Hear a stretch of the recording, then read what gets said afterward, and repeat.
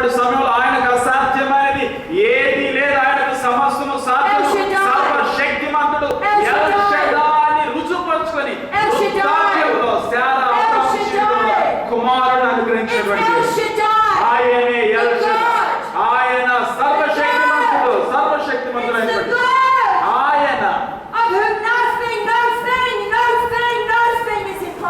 ఆయనకు ఏది కూడా అసాధ్యమైనది లేనే లేదు. మరికొన్ని విషయాలు మరొక ఆయన మరొక పేరు అదోనాయ్.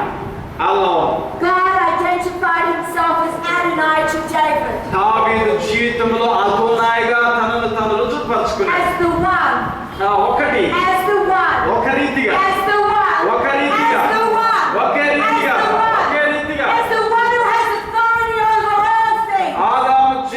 దావీదు జీవితంలో ఆయన ఒకే రీతిగా అదోనాయ్గా ఆయన పరిచయం చేసుకున్నాడు. అందుకే దావీదు ఆయనకు సంబంధించినటువంటి వ్యక్తికి ఇష్టానుసారంగా మార్చబడ్డాడు. చివరి విషయం ఆయనకున్నటువంటి దేవుడు యెహోవా ఆయా.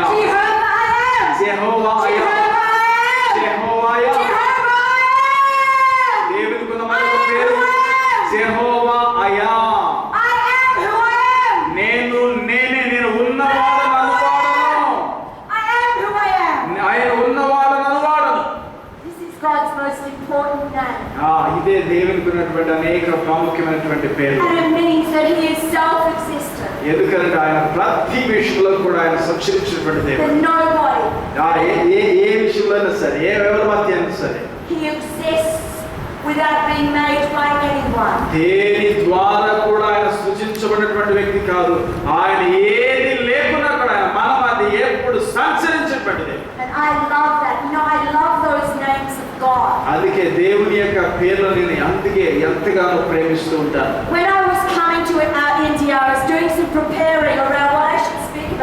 నేను ఈ యొక్క భారతదేశానికి రావడానికి ముందుగా ప్రభు నేను భారతదేశానికి వెళ్తానని ఏం మాట్లాడాలని సిద్ధపడుతున్నాను ప్రభు సన్నిధిలో. ఆ సమయంలో దేవునికి ఉన్నటువంటి పేర్లు అనేటువంటి ఒక పుస్తకాన్ని నేను చదువుతున్నాను. ఆ సమయంలో నేను ఇంతకు ముందే ఆ పుస్తకంలో ఉన్నటువంటి దేవునికి అనేక పేర్లు ఆయన ఎవరు అనేటువంటి విషయాన్ని ఇంతకు ముందు చాలా చక్కగా చదివాను. ఆ సమయంలో నేను చూస్తూ ఉన్నాను ఆయన అన్నిటికంటే గొప్ప దేవుడు అని నేను ఆ పుస్తకం చదువుతున్నటువంటి సమయంలో చక్కగా నాకు అర్థమైంది. ఆ సమయంలో ఆయన పాదముల చెంత నేను ఏడ్చాను. ఎందుకు ఆయన పాదముల చెంత నేను ఏడ్చానంటే ఆయన గొప్ప దేవుడు అని నేను చక్కగా పుస్తకంలో ఉన్న దేవుడి గురించినటువంటి అనేక పేర్లు చదువుతుంటే నాకు చక్కగా అర్థమైంది. మనం ఏదైతే మనం ధ్యానం చేస్తున్న వాక్యం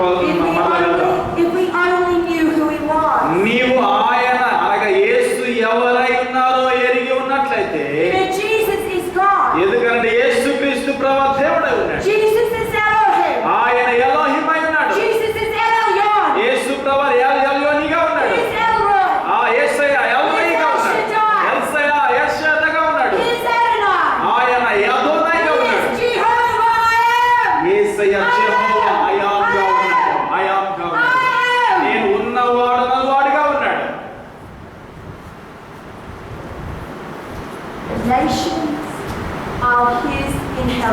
ఈ యొక్క లోకమున్నటువంటి సర్వజనము ఆయన యొక్క వారసత్వములో ఆయన యొక్క ఆధీనంలో ఉన్నటువంటి వారు. ఎందుకంటే తండ్రి అయినటువంటి దేవుడు తన ప్రియకుమారుని లోకమునకు పంపించిన ఉద్దేశం కూడా అదే. భూమి అందును అలాగే పరలోకమందు సర్వ అధికారం ఆయనకు అనుగ్రహించాడు. ఎందుకంటే దేవునికి ఉన్నటువంటి ప్రతిదీ కూడా తన ప్రియకుమారుని యేసుక్రీస్తు ప్రభువారికి చెందినట్లుగా ఆయన అధికారం ఇచ్చి పంపించాడు.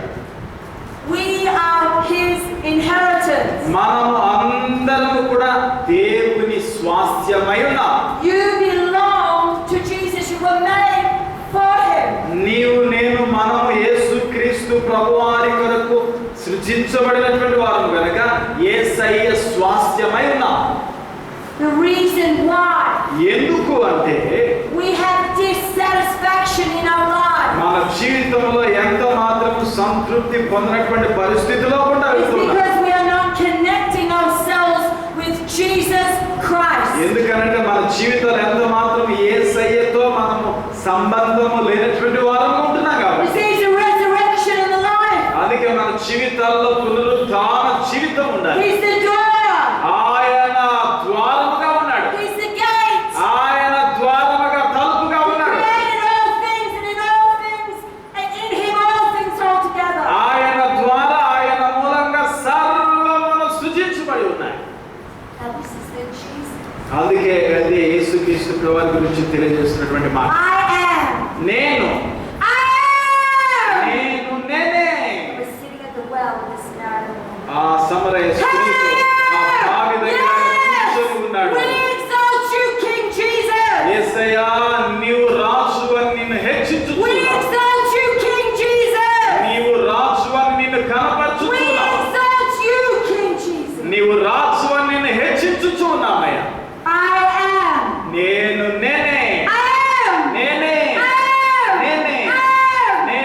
నేనే అని ఆయన సెలవిస్తున్నాడు. గట్టిగా చప్పట్లు కొట్టి దేవుని నామమున